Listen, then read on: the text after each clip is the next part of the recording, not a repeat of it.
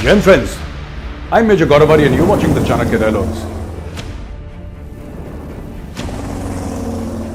What does the President of Pakistan, Mr. Arif Alvi, want the Foreign Office to say? For heaven's sake, this Foreign Office does not even get their salaries properly. The diplomats are not paid for months and months. I don't know, targeting Putin and this drone was meant to kill Putin. I'm not so sure.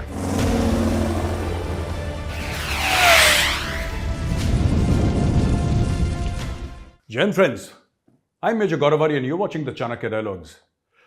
Like this video, subscribe to our channel and don't forget to press the bell icon. So yesterday there was a drone attack on the Kremlin and some part of the top structure of the dome of the Kremlin, including the flag, they were damaged. Some parts were broken. No lives lost. And as far as we know, nobody injured. The details are yet to come out. Russia said that this is something that Ukraine did. Now, how would somebody reach a conclusion that fast? It beats me. I'm not saying Ukraine did not do it. It could have been very well orchestrated by Ukraine. Now, here are 2-3 things that I wanted to tell you. Things which I have myself analyzed, which I think the media should talk about more extensively. Or maybe they are talking about it, but I don't know. So I'll tell you anyway. First of all, the drone that was used is a typical commercial drone. You must have seen it in marriages and big functions where people are flying that drone. So that drone does not have range. So to anybody, who's thinking that maybe this drone was sent from Ukraine, no. This is not like a traditional, a UAV, which is like a Reaper or a Guardian or a Predator sort of a drone, which the Americans have, which can travel hundreds of kilometers and hover at 50,000 feet for 36 hours or 40 hours and then quietly make a stealth kill, fire a Hellfire missile. Nothing of that sort. This is a basic, simple commercial drone, which you can buy from Amazon if you want. It's that sort of a drone. That's what I could figure out. Which means that the person who was controlling the drone had to be in the vicinity of the Kremlin. And the Kremlin is one of the most guarded places on earth. As buildings go, it's very heavily guarded because that is the seat of power. Kremlin is the seat of power and Kremlin is, for all practical purposes, known as the seat of government, So, possible that the person was on ground who was controlling the drone. It's possible. I would put my money on a person who was standing on top of a tall building about 700-800 meters or a kilometer plus away, because it becomes easier to handle the drone. You see, it goes line of sight rather than climbing up, because when a drone climbs, and you're in a street, everybody will notice that drone. All right. Everybody notices that drone and then you're guiding that drone towards the Kremlin. It's not very easy to do. And this was night time, right? Or at least evening or whatever. So the sky was dark. Another thing that occurred to me was that people are saying that it was a plot to kill Putin. I don't know how people jumped to that conclusion, because it was a structure that was attacked, and it was not attacked with such force that the entire Kremlin would collapse. Now hear me out. Let me go slightly technical on this. And for those who are interested, you will find it interesting. For those who are not, technically inclined, just hear me out and I'll try and explain to you in very simple language.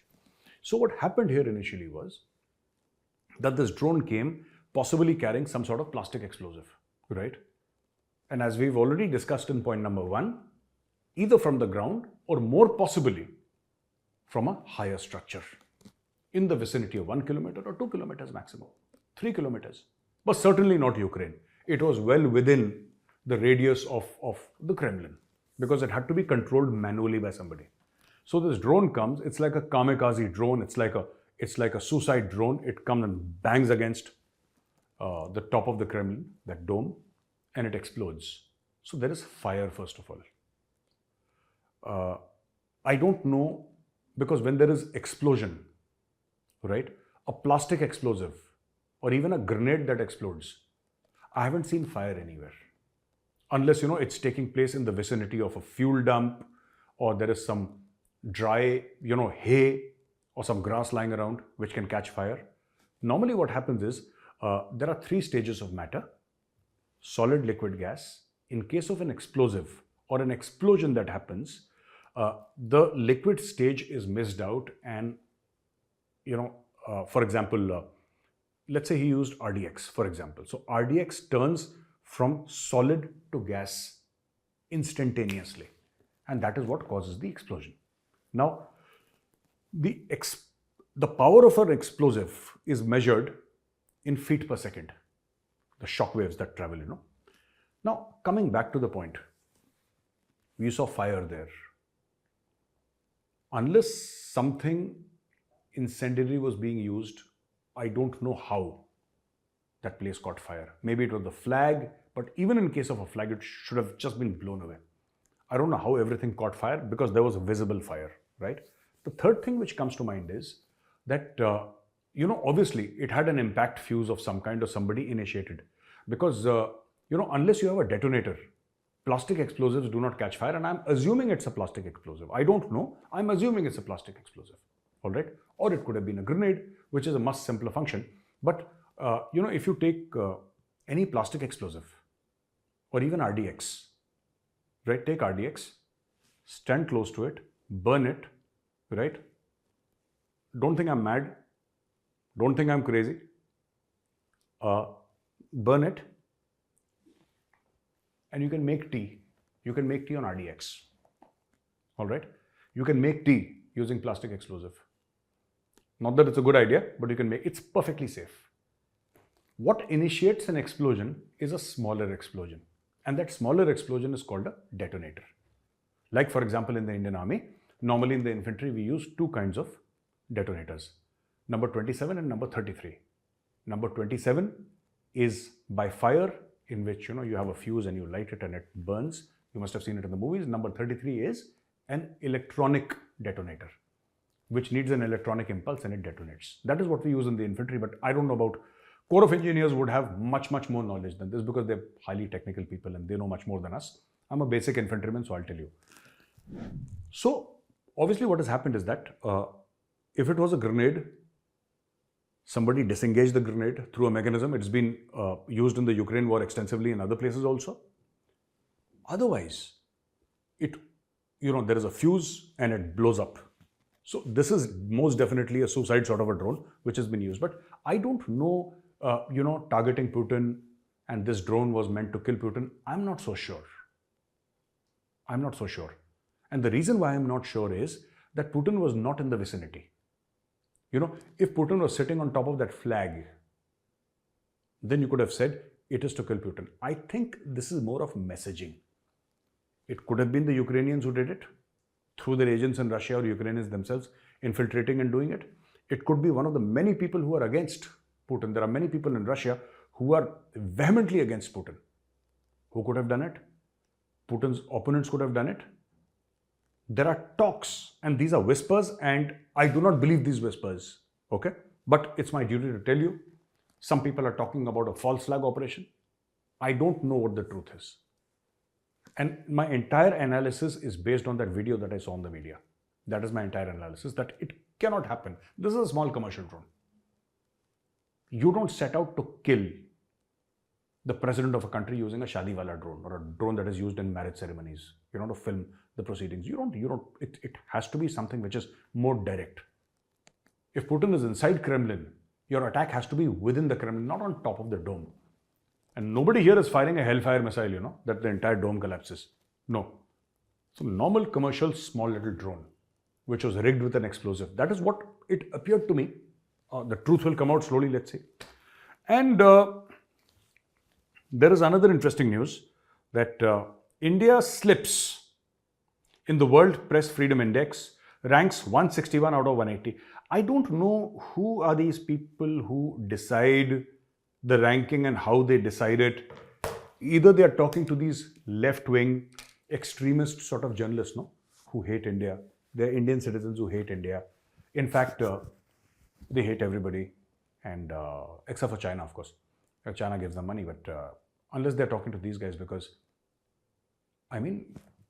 if the head of the executive is Prime Minister Modi, and people are free to talk whatever they want about him. They criticize him openly. He's criticized every single day on primetime debates. People do whatever they feel like. People say whatever they feel like, right? So, I don't know which media or which press freedom is under threat. I don't know. Yes, there are cases where some politician gets criticized and, the local police catch hold of that guy. That's a separate case. But talking about media per se, to say that, global media index, freedom index, India has fallen, I don't know, because I'm part of the media also. And I do consulting with Republic TV, and every day on Republic TV, in Arnab's debates and all the other debates, there are people who come and criticize, and it's okay. It's okay. That's how democracy works. Ours is a messy, noisy democracy, but it's been working so far and working quite well. Thank you very much. So I don't know who are these people and who are they talking to. I don't believe this for one instant. Yeah. I don't believe this for one instant that, the press freedom is in India is falling. What press freedom? You are writing whatever you feel like. People give out fake news in today's media. And when you want to take action against them, then they say that no, the freedom of press is in danger. So what they are saying essentially is, most of the left-wing people, that they should be given the power to lie. Just lie. And when people say, why are you lying? No, the freedom of media is under threat. So this is what is happening. This is all nonsense, by the way. I just thought I'll mention it to you. Absolute nonsense. Okay. Then another bright example of Pakistan's confidence, which we'll never know where it comes from, but President Arif Alvi, Pakistan's president, who's more like Imran Khan's, party worker. He behaves not like the president of Pakistan. He behaves like the Pakistan Tehreek-e-Insaf worker. Now, he has said that India is holding this G20, one of the G20 meets in Kashmir, and Pakistan's Ministry of Foreign Affairs should put a stop to it. This is what the president of Pakistan said. I don't know how they can put a stop to it. Pakistan does not have money or respect or honor. That's a separate case. We are not discussing that today. Pakistan does not have any credibility. They've lied to the world so many times and the global institutions so many times that nobody believes Pakistan. I mean, what are these people going to say? What does the president of Pakistan, Mr. Arif Alvi, want the Foreign Office to say? For heaven's sake, this Foreign Office does not even get their salaries properly. The diplomats are not paid for months on end. I beg your pardon. Months on end, the diplomats are not paid. They've not been able to pay in Europe and even in the US. They've not been able to pay their kids' salaries. They can't even pay their kids' salaries. I don't know what they're talking about. So, this is something that, they want India not to hold this G20 meet in Kashmir, and Pakistan on Monday expressed grave concern, imagine, over what it called India's multifaceted and multi-front campaign to hold G20 summit in the Indian-held Jammu and Kashmir to create confusion over. There is no confusion, sweetheart. First of all, I'd like to tell the Pakistanis there is no confusion. Kashmir is ours, it will remain ours, was always ours, even before the concept of Pakistan took birth. The history of Kashmir goes back more than 5,000 years. Kashmir takes its name from Rishi Kashyap. So I don't know which Kashmir Pakistanis are confused about. The only problem with Kashmir is POK and Gilgit-Baltistan, which rightfully belongs to India, which we will take back. That is the only confusion. There is otherwise no confusion in the status, etc. And where does it say, if you're going to quote the United Nations resolutions on Kashmir, where does it say that you can't hold a summit in Kashmir? Pakistani politicians, Pakistani leaders from Jinnah onwards, and I blame Jinnah equally, because he, with the help of the British, created a nation that was built on lies. Pakistanis have been lying to their children and their children and their children after that. Just a bunch of lies. And which is why Pakistan is not doing well. Pakistanis say that, the reason why India is doing well is because India is a great economy. How did India become a great economy? It all starts with telling the truth to yourself and your children. And Pakistanis are masters of spin. They're masters of spin. Everybody is Abdul Qadir there in Pakistan. Everybody is spinning the ball. Anyway, so another thing that's happened, which I find quite funny, is PM Shehbaz Sharif has left for the United Kingdom to attend the coronation of King Charles. And what this man has to do with King Charles, I have no idea. But he's gone there probably to ask for money. And, nobody's going to refuse money on such an occasion. So maybe £1 billion odd here and there. The king might just say that, okay, give it to them. Yeah, they've come so many times. It's an auspicious occasion. It's a good occasion. Give them some money. Another reason could be that these Pakistani politicians have a lot of wealth stashed away, ill-gotten wealth, especially the Sharif family in London. London is actually their home. Their home is not Islamabad or Lahore. Their home is London. London is where they find comfort and warmth. And maybe he's going to look after his properties, consult with his brother.